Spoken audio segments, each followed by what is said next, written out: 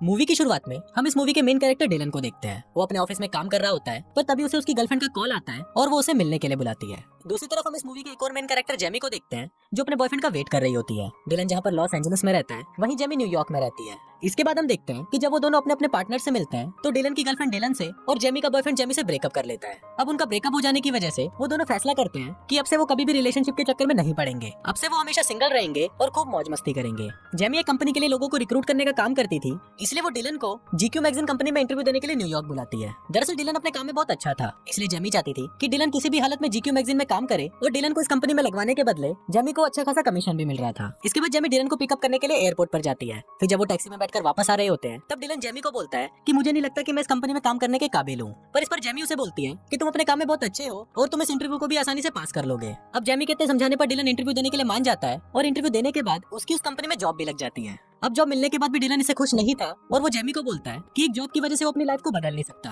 दरअसल डिलन को न्यूयॉर्क शहर कुछ खास पसंद नहीं आ रहा था। इसके बाद जेमी डिलन को अपने साथ लेकर जाती है और उसे न्यूयॉर्क शहर की सबसे अच्छी जगह दिखाती है। अब डिलन ये देखकर बहुत खुश हो जाता है, क्योंकि ये शहर उससे काफी अलग था जो उसने टीवी में देखा था। इसलिए अब वो उस कंपनी में काम करने के लिए राजी हो जाता है। अगले दिन डिलन और जेनी लंच करने के लिए बाहर जाते हैं और वहाँ पर वो दोनों एक दूसरे को अपने अपनी ब्रेकअप की स्टोरी के बारे में बताते हैं। इसके बाद जेमी डिलन को अगले दिन अपने घर पर होने वाली पार्टी के लिए इनवाइट करती है। फिर अगले दिन डिलन जेमी के घर पर आता है और वो दोनों पार्टी में काफी एंजॉय करते हैं। अब धीरे धीरे जेमी और डिलन एक दूसरे के नजदीक आते जाते हैं और उन दोनों की दोस्ती भी गहरी होती जाती है। फिर एक दिन जब ये दोनों टीवी पर मूवी देख रहे होते हैं, तब जेमी डिलन को बोलती है कि काश मेरी जिंदगी भी इन टीवी एक्टर्स की जैसी होती। मेरी जिंदगी में कोई ऐसा होता जो मुझे बहुत प्यार करता और जब मैं उदास होती तो मुझे मनाने के लिए शाही घोड़े पर बैठकर कोई राजकुमार आता। इस पर डिलन उसे बोलता है कि ये सिर्फ फिल्मों में ही होता है और असली जिंदगी में इसका कोई मतलब नहीं है। इसके बाद वो दोनों आपस में घपा वाली बातें करने लगते हैं और फिर डिलन जेमी को बोलता है कि घपा एक टेनिस मैच जैसा होना चाहिए, बस खेलो, एंजॉय करो और निकल जाओ। तभी डिलन के दिमाग में एक आइडिया आता है और वो जेमी को अपने साथ एक टेनिस मैच खेलने के लिए बोलता है। पर इस पर जेमी उसे बोलती है कि वो उसे इस नजर से नहीं देखती। तो डिलन उसे बोलता है कि मैं तभी तो बोल रहा हूँ, इससे हम अपनी मौज मस्ती भी कर लेंगे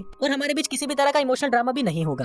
अभी आइडिया जेमी को भी पसंद आता है और फिर वो दोनों बाइबल पर हाथ रखकर कसम खाते हैं कि वो सिर्फ दोस्त ही रहेंगे और कभी भी एक दूसरे से प्यार नहीं करेंगे। अब जब दोनों के बीच में सारी चीजें क्लियर हो जाती है, तो उसके बाद वो दोनों टेनिस का मैच खेलना शुरू कर देते हैं। अब इसके बाद से ही वो दोनों बस दिन रात घपाघपी करते रहते हैं। वो दोनों इतना घपाघप करते हैं कि दोनों के बीच में चीजें ऑकवर्ड होने लगती है और कुछ दिनों तक वो दोनों एक दूसरे से बात भी नहीं करते। कुछ दिनों बाद वो दोनों एक पार्क में मिलते हैं, जहाँ जेमी डिलन को बताती है कि उसे लगा था कि सिर्फ घपाघप करने की वजह से उन दोनों की दोस्ती में कोई फर्क नहीं पड़ेगा, पर उसे लगता है कि फर्क पड़ रहा है और इस वजह से अब से हम ये सब नहीं करेंगे। पर अगले ही दिन से वो दोनों अपने आप को रोक नहीं पाते और फिर से टेनिस मैच खेलना शुरू कर देते हैं। अब ऐसे ही कुछ दिन और निकल जाते हैं और ये दोनों बस दिन रात टेनिस मैच ही खेलते रहते हैं। अब एक दिन घपाघप करने के बाद जेमी डिलन को बोलती है कि मुझे लगता है कि अब मुझे एक बॉयफ्रेंड बना लेना चाहिए और इसलिए अब से हमें ये मैच खेलना भी बंद कर देना होगा। इसके बाद वो घूमने के लिए एक पार्क में जाते हैं, जहाँ जेमी को एक लड़का पसंद आ जाता है। फिर वो उससे बात करने के लिए उसके पास जाती है और कुछ देर बातें करने के बाद वो उससे उसका नंबर ले आती है। अब इन दोनों में भी डेटिंग होना शुरू हो जाती है और वो लड़का जेनी को बताता है कि वो एक डॉक्टर है और वो छोटे बच्चों का इलाज करता है। अब कुछ दिनों तक एक दूसरे को डेट करते हैं और फिर एक रात जेमी और डॉक्टर भी एक साथ टेनिस मैच खेलते हैं। अगले दिन वो डॉक्टर बिना बताए जेमी को छोड़कर वहाँ से जा रहा होता है, पर तभी जेमी उसे देख लेती है और उसके पूछने पर वो डॉक्टर उसे बताता है कि वो उसके सपनों का राजकुमार नहीं बन सकता। ये सुनकर जेमी को बहुत गुस्सा आ जाता है और वो उसको गालियां देकर वहाँ से भगा देती है। इसके बाद जेमी डिलन के पास आती है और उसे उस चूतिया डॉक्टर के बारे में बताती है। इस पर डिलन उसे बोलता है कि वो डॉक्टर तो बहुत बड़ा खिलाड़ी निकला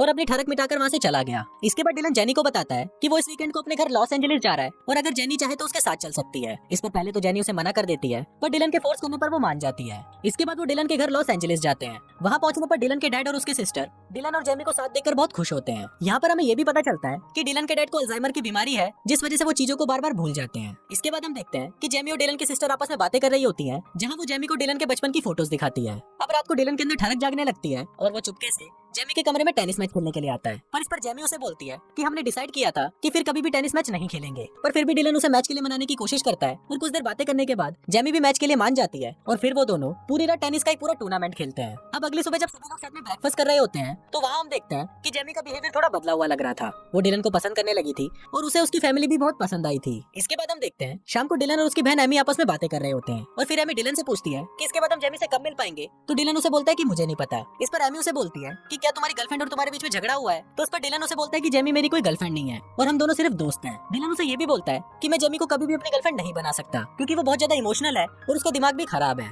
अब उन दोनों की ये बातें जेमी भी चुपकर सुन रही होती है। फिर जब रात को सभी डिनर कर रहे होते हैं, तभी जेमी वहाँ पर आती है और उनको बोलती है कि उसे किसी काम की वजह से न्यूयॉर्क वापस जाना पड़ेगा।